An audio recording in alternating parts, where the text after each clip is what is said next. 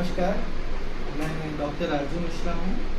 मैं एक डर्मेटोलॉजिस्ट हूँ और जैसा कि मेरे चैनल हेल्थ एंड वेलनेस में हम बताया जाता है अलग अलग बीमारियों के बारे में। आज की जो बीमारी है वो इस मायने में बहुत विशेष है कि वो हमारी जो स्पेशलिटी है, जो मेरी जो एक्सपर्टाइजेशन है डर्मेटोलॉजी, उसमें आती है। और आज विश्व विटिलिगो दिवस है, वर्ल्ड विटिलिगो डे, जो कि 25 जून को पूरी दुनिया भर में मनाया जाता है।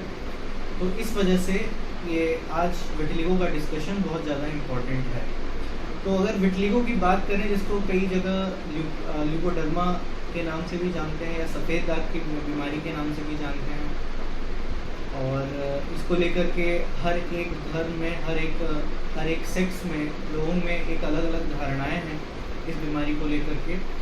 तो सबसे पहले जागरूकता फैलाने के लिए मैं यही बताना चाहूँगा कि ये बीमारी ऐसी बीमारी है जो कि कभी भी एक व्यक्ति से दूसरे व्यक्ति में नहीं फैलती। तो ये जानना सबसे ज़्यादा ज़रूरी है। ज़्यादातर लोग ये समझते हैं कि ये बीमारी एक व्यक्ति से दूसरे व्यक्ति में फैल सकती है, जबकि ऐसा बिल्कुल नहीं है। ये कभी भी एक व्यक्ति से दूसरे व्यक्ति में नहीं फैलती है। तो जिस तरीके से कई बार देखा जाता है कि जो भी विटिलिगो नाम की बीमारी के जो मरीज़ होते हैं उनके साथ भेदभाव किया जाता है लोगों के द्वारा, वो भेदभाव बिल्कुल नहीं होना चाहिए, क्योंकि साइंटिफिकली ही ये बीमारी एक दूसरे से नहीं फैलती है। दूसरी बात यह है कि करीब अगर हम पूरे भारत की बात करें तो 5 से 10% लोग हैं जो कि विटिलिगो से इफेक्टेड हैं, जो कि एक बहुत ही बड़ा नंबर है अपने आप में।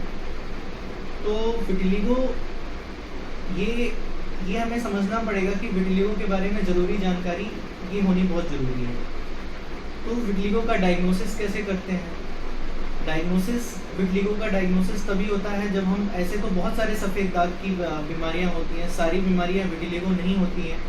कुछ बीमारियां बहुत सी साधारण होती हैं, लेकिन जब आप उसको किसी त्वचा रोग विशेषज्ञ को दिखाते हैं, किसी डर्मेटोलॉजिस्ट को दिखाते हैं, तब वो बीमारी पकड़ में आती है और हमें ये बिल्कुल पता लग पाता है कि ये बीमारी विटिलिगो है या फिर ये बीमारी कोई और है। तो सबसे पहले ऐसा कुछ लगे तो आप विशेषज्ञ को जाकर के ज़रूर सलाह लें।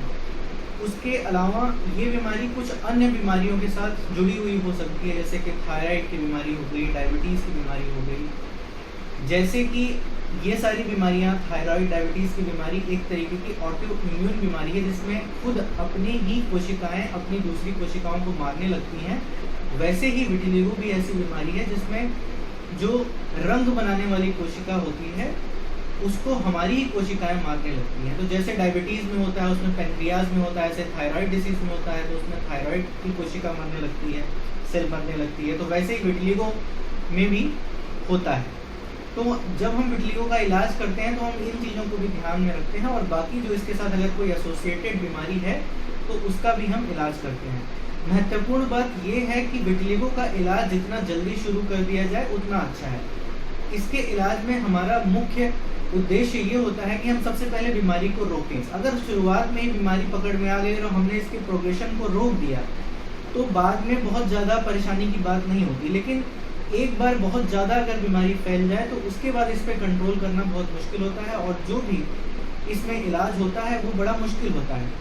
इसमें मरीज़ के लिए भी बहुत ही फ्रस्ट्रेटिंग हो जाता है कई बार, और डॉक्टर के लिए भी बहुत ज़्यादा फ्रस्ट्रेटिंग हो जाता है इलाज।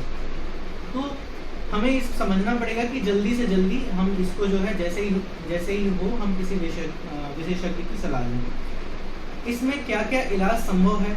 सबसे पहले तो हम, जैसे कि मैंने कहा कि बीमारी को रोकते हैं, तो उसके लिए कई सारी दवाइयाँ आती हैं। उसके अलावा अगर बहुत ज़्यादा एक्सटेंसिव डिसीज़ हो जाती है इसमें, तो उसमें हम जो है सिकाई करते हैं, जिसको हम यूवी थेरेपी बोलते हैं, वो करते हैं। उससे जो है इसमें रंग वापस आ सकता है। उसके अलावा एक्साइमर लेज़र थेरेपी है, वो कर सकते हैं। उसके अलावा हमारे पास और भी ऑप्शन है, और कहीं कहीं जगह ऐसा होता है जहाँ पे कि किसी एक खास एरिया में है तो वहाँ पे हम उस जगह का रंग भरने के लिए हम सर्जरी भी करते हैं। तो अलग अलग ऑप्शन है, ये निर्भर करेगा कि कौन से स्टेज की डिसीज़ है, कितना इन्वॉल्वमेंट है, उस पर डिपेंड करेगा कि हम कौन सा इलाज का तरीका चुनते हैं। तो ये रही पूरी इलाज की बात। तो ये सबसे महत्वपूर्ण जो मैं इसमें विटिलिगो अवेयरनेस में, जो कि आज वर्ल्ड विटिलिगो है, मैं यही कहना चाहता हूँ कि जब भी ये बीमारी हो घबराए नहीं, सलाह लें। और इस बीमारी के जब भी कोई इस बीमारी से ग्रसित हो तो उसके आसपास के लोग उससे भेदभाव की भावना ना रखें, क्योंकि ये बीमारी बिल्कुल ऐसी नहीं है जो कि एक दूसरे से फैल सकती है। बाई एंड लार्ज ये बीमारी एक तरीके की कॉस्मेटिक प्रॉब्लम में आती है, तो लेकिन फिर भी इसका इलाज कराना जरूरी होता है, क्योंकि किसी आदमी कैसा दिख रहा है वो भी महत्वपूर्ण होता है। ऐसा नहीं है कि वो महत्वपूर्ण नहीं होता, लेकिन उसके आधार पे किसी के साथ भेदभाव नहीं करना चाहिए। तो इसमें मैं यही, आज वर्ल्ड विटिलिगो डे है 25 जून, तो इसमें मेरा यही उद्देश्य है कि मैं आपको ये बताऊं। और उसके अलावा आप जो है अपने आसपास के लोगों में और भी ज़्यादा जानकारी जो मैंने आपको दी है, आसपास के लोगों में भी आप ये जानकारी फैलाएं, ताकि सामूहिक रूप से सब लोग जो है इसके लिए अवेयर हो पाएँ और इसके लिए जानकारी लोगों में बढ़ सके, और लोगों के जो लोग भेदभाव कर रहे हैं ऐसे मरीजों से, वो ऐसा भेदभाव ना करें। नमस्कार।